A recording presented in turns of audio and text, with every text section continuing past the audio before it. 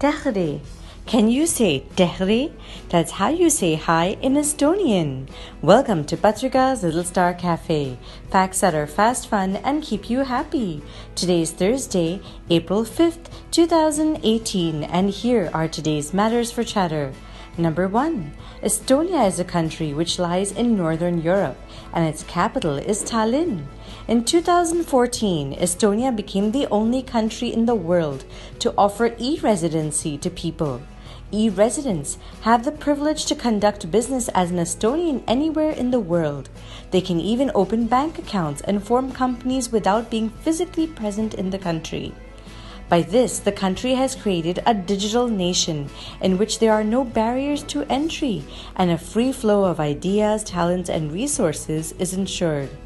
At a time when countries like the US are closing its borders to immigrants, countries like Estonia are trying to build bridges to better connect people and places to the rest of the world. Number 2. About 50 new dinosaur footprints were found around the Isle of Skye in Scotland. The capital of Scotland is Edinburgh. These footprints were found by a student in 2016 when the tides in a lagoon were low. But of course, they need to be verified, so drones were sent to see the trail of footprints from above. The footprints are either of a sauropod or a theropod, which is a cousin of the Tyrannosaurus rex. Every finding can tell us more about how life was 170 million years ago when dinosaurs existed. Number 3. The 2018 edition of the Commonwealth Games has started. The games, which are held every 4 years, are being hosted this time by Australia. Since they're being held on the Gold Coast, Queensland, the games have been suitably renamed for the year as Gold Coast 2018. Do you remember the last time India hosted the Commonwealth Games?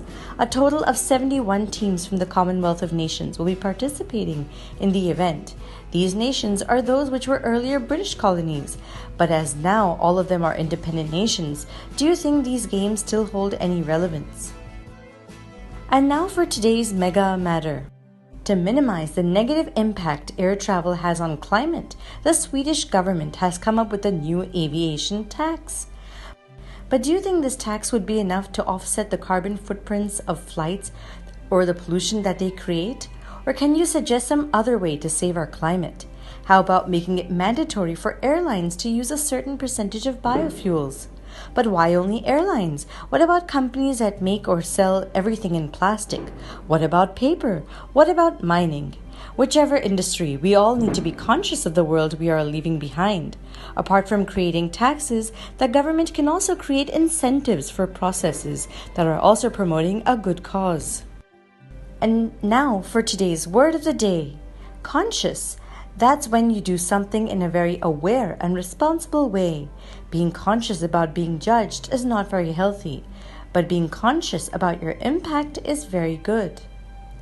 And finally, for today's quote of the day, the goal is not to live forever, but it's to create something that will.